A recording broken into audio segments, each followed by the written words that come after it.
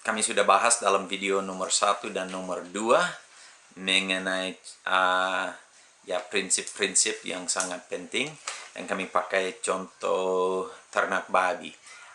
Kalau babi tidak pulang, kami bisa bilang pulang sore ke kandang, apa akan terjadi? Saya ingat satu kali saya di Eragayam, pagi-pagi saya masuk ke situ, hujan dingin, dan saya ketemu Bapak Emi dan dia macam stres sekali. Saya tanya dia, "Bapak bagaimana?" Dan dia bilang, "Babi saya tidak kemarin sore. Jadi saya sudah turun sampai distrik, baru saya sudah naik sampai hutan, baru 3 kali saya naik turun." Nah, itu jauh sekali. Kalau satu kali turun, itu akan makan 2 jam, baru sampai dia naik kembali, itu 2 jam lagi, dia sudah 3, sepanjang malam dia cari bekas kaki dan tanda-tanda bahwa dia punya babi ada. Dia tanya semua orang masuk setiap honai, honai laki-laki, dan tanya mereka kalau ada yang lihat. Tetapi kalau anak tidak pulang sore, malam, biasanya ya tidak apa-apa. Pasti dia baik-baik, kan? Atau ibu punya tanggung jawab untuk cari dia, bukan kepala keluarga. Jadi ada beberapa bapak yang sadar pada waktu kami bahas ini bahwa ya mungkin babi lebih penting dari anak, kah?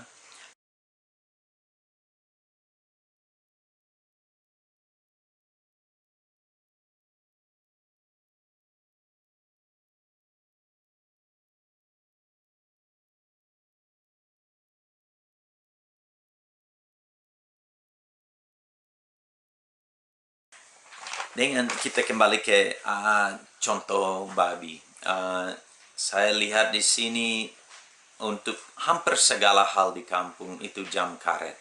Kadang-kadang gereja mulai jam 9, kadang-kadang jam 11. Kalau ada rapat, ya kita bisa tunggu 3-4 jam sampai orang kumpul, walaupun jam sudah ditentukan. Tetapi dengan babi, saya lihat masyarakat ada jam tangan yang pas. Mungkin pakai jam dari internet kah, tetapi itu pas. Setiap pagi, setiap sore itu sama.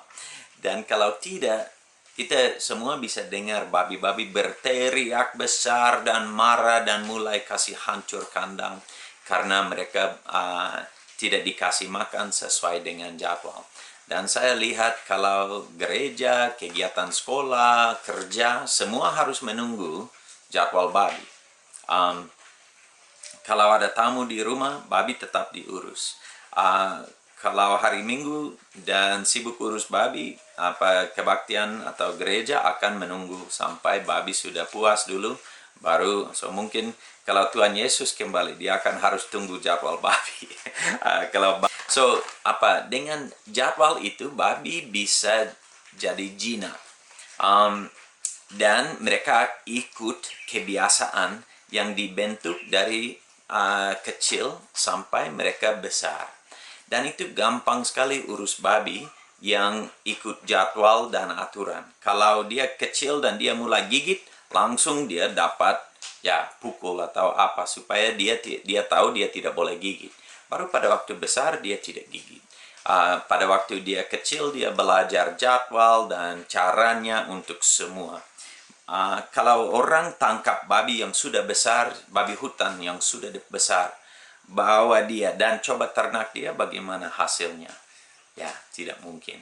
Jadi kalau kami menunggu sampai anak sudah besar, kelas 5, 6, SD, apalagi jantan, laki-laki, dan kami coba kasih jinak dia, itu terlambat. Tapi kalau kami mulai pada waktu mereka kecil begini, gampang sekali. Yang penting setiap hari ada jadwal dan aturan yang sama. Dan anak itu hanya akan ikut saja. Tetapi saya lihat banyak keluarga di sini tidak ada aturan-aturan tetap, tidak ada jadwal tetap untuk anak. Untuk babi tetap ada. Tetapi untuk anak itu bebas.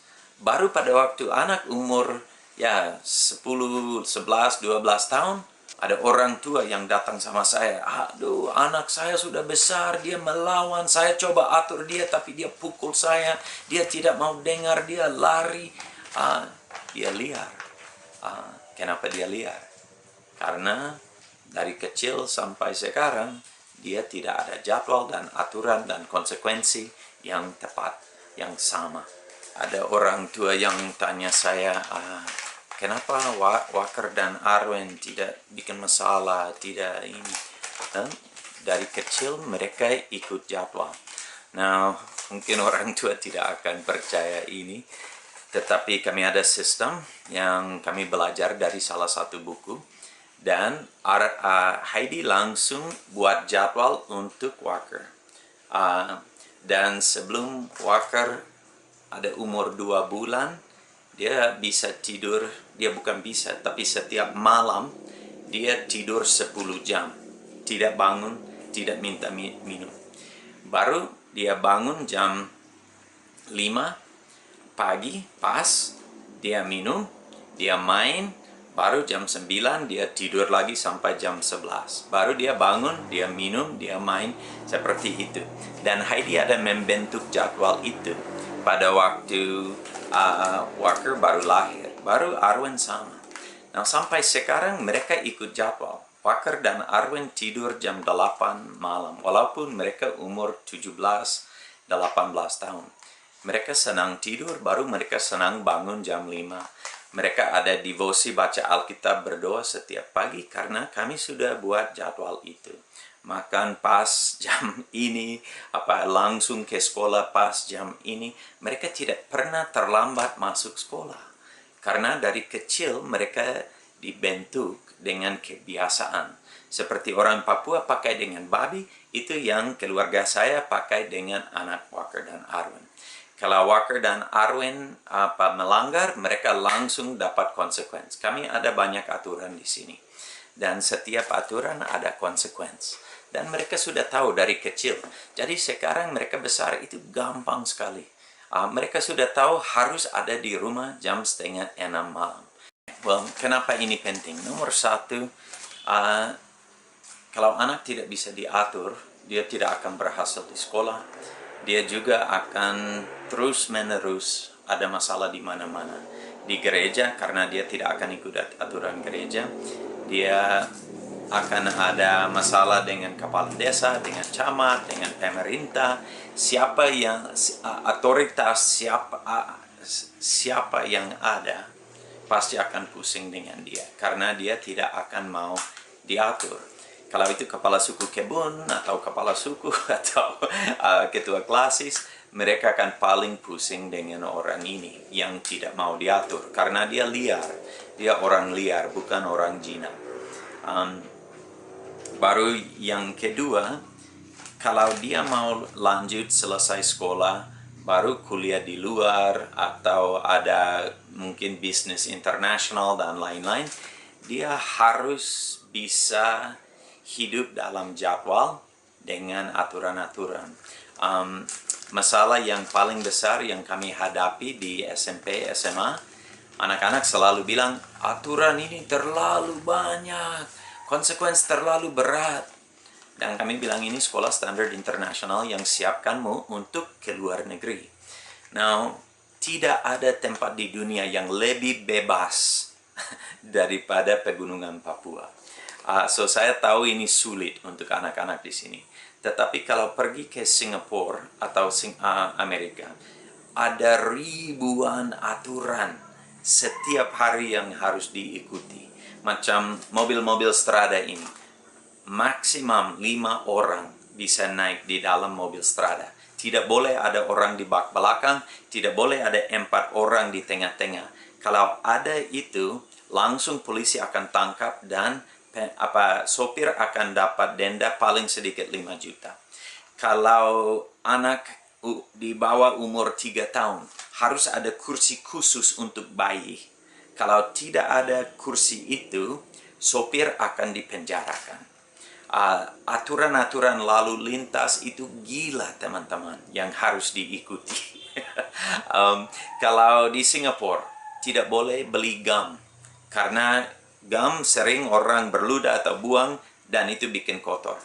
Pinang dilarang. Berludah di jalan itu dilarang. Dan kalau berludah di jalan akan dapat denda lagi jutaan. Jadi kalau anak-anak belum siap ikuti aturan, pada waktu mereka ke luar negeri, dalam 1 minggu mereka akan dipenjarakan. Dan kami lihat banyak anak Papua yang dikirim ke luar negeri untuk kuliah, tidak masuk universitas, tapi mereka masuk sel. Baru pemerintah harus bayar mahal sekali untuk urus mereka, karena mereka belum bisa ikuti aturan-aturan yang ada, yang sudah biasa untuk standar internasional. Jadi, kalau anak-anak tidak bisa ikut aturan sederhana, diopanggen, pakai seragam setiap hari, datang pas waktu untuk sekolah, buat PR, dan hal-hal yang sederhana ini, tidak mungkin mereka bisa berhasil di luar negeri. So, bukan hanya masalah internal, tetapi juga masalah untuk masa depan. Kalau kami masuk era global, dan kami mau gabung dengan dunia besar ini, dunia internasional, kita harus siap. Dan salah satu persiapan itu mengenai jadwal dan aturan.